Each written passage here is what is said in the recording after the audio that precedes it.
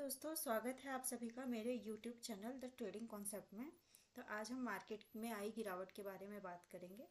तो सबसे पहले निफ्टी 50 के बारे में बात करते हैं। तो आज हमें निफ्टी 50 में अच्छी खासी गिरावट देखने को मिली, जो कि लगभग 0.5% के करीब, और ये लगभग अपने प्रीवियस सपोर्ट के करीब आते हुए दिखाई दिया, जो कि लगभग 24,000 के करीब है। तो हमारा 24,000 एक बहुत ही स्ट्रॉन्ग सपोर्ट की तरह काम कर रहा है। अगर ये 24,000 का सपोर्ट टूटता है तो ये मार्केट और नीचे जा सकता है। तो इसके लिए हम ये देखेंगे कि हमारा 24,000 का सपोर्ट कितने देर तक ये सपोर्ट को कंटिन्यू रखता है। 24,000 का लेवल अगर ये तोड़ता है तो इसका नेक्स्ट जो सपोर्ट है वो आता है आपका लगभग 23,800, और 23,000 अगर 800 तोड़ता है तो उसका नेक्स्ट हम 23,500 के करीब जाएंगे। तो वो अभी लेवल दूर है। तो सबसे पहले हम ये देखेंगे, क्योंकि ये बार बार जाके 24,000 के करीब से ये बार बार एक रिजेक्शन ले रखा है, तो इसके लिए हमें ये वेट करना है कि ये 24,000 के करीब जाने के बाद ये कैसा रिएक्शन देता है। उसके बाद हम नीचे के लेवल्स के बारे में सोचेंगे, क्योंकि यहाँ पे एक बहुत ही तगड़ा सपोर्ट है और मार्केट में भी ऐसी कोई न्यूज़ नहीं है जिसकी वजह से हमें ऐसा लग रहा है अभी फ़िलहाल कि मार्केट गिर सकता है। और ऊपर की अगर हम बात करें तो लगभग 24,400 के करीब एक रेसिस्टेंस है। अगर 24,400 से लेके 24,500 के लेवल को ये मेंटेन करते हुए अगर ये ऊपर की तरफ जाता है तो फिर ये ट्रेंड जो है ये अप ट्रेंड में कन्वर्ट हो सकता है।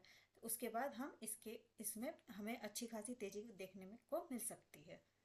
वही अगर बात करते हैं बैंक निफ्टी के बारे में, तो बैंक निफ्टी लगभग 1.5% आज नीचे की तरफ चला गया, जिसकी वजह से भारी गिरावट देखने को मिली।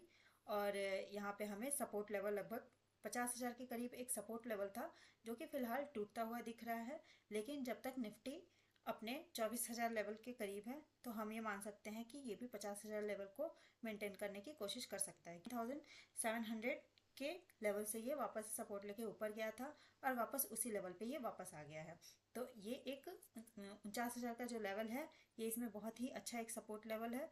अगर ये टूटता है तब ये नीचे की तरफ आ सकता है, यानी 49,700 लेवल एक बहुत ही इम्पोर्टेंट लेवल है इसके लिए।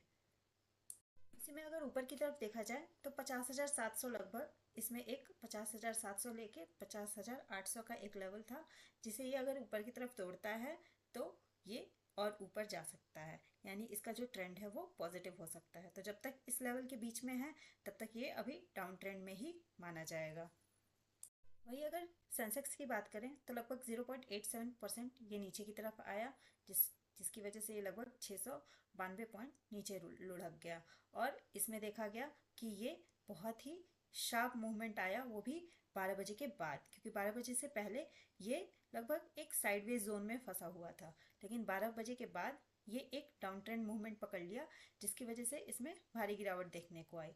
तो ये अब जानेंगे कि बैंक निफ्टी या फिर सेंसेक्स पे किन न्यूज़ का जो असर हुआ वो 12 बजे के बाद हुआ, जिसकी वजह से इसका जो मूवमेंट है वो डाउन ट्रेंड में चेंज हो गया। अब बात करते हैं कि मेन रीज़न जिसकी वजह से निफ्टी 50 या फिर बैंक निफ्टी जो गिरा है वो इस वजह से, क्योंकि HDFC जो बैंक है उसमें एक बहुत ही बड़ी खबर सामने आई है, जो कि ये है कि HDFC bank stock slip 3% as MSCI's lower than expected weightage change disappoints investors को ये बात डिसअपॉइंट कर गई कि जो MSCI है वो लोअर देन एक्सपेक्टेड वेटेज से ज़्यादा गिर गया। ठीक है, मतलब जितना वो एक्सपेक्ट किए थे उससे ज़्यादा उसका वेटेज गिर गया, जिसकी वजह से HDFC बैंक का जो शेयर है, स्टॉक है, वो लगभग 3% के करीब आज गिरता हुआ नजर आया।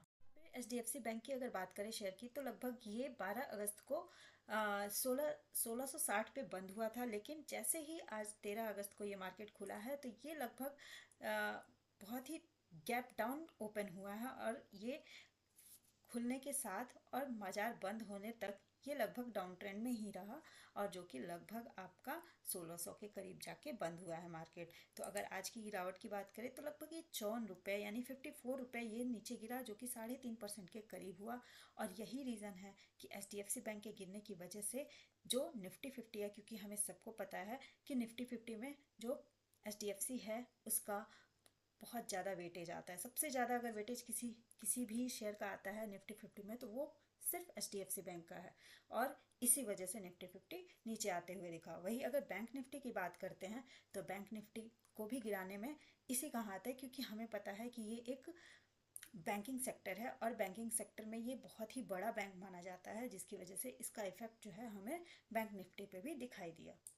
वही अगर बात करें ग्लोबल मार्केट की, तो ग्लोबल मार्केट में जो यूएस मार्केट है वो हमें ग्रीन ही दिखाई दिया। डाउजोन हो, S&P 500 हो या फिर नेस्टेक हो, ये सब हमें पॉजिटिव दिखा, न्यूट्रल और बियरिश की कंडीशन में देखिए।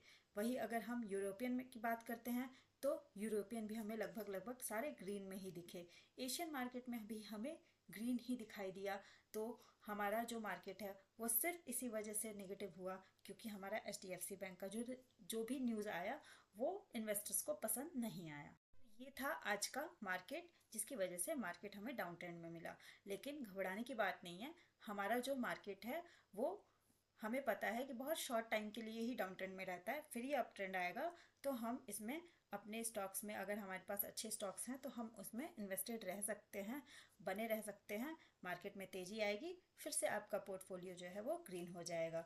तो ऐसे ही डेली मार्केट की अपडेट पाने के लिए मेरे चैनल को सब्सक्राइब करें, और अगर ये वीडियो आपको पसंद आई हो तो इसे लाइक ज़रूर करें। थैंक यू दोस्तों।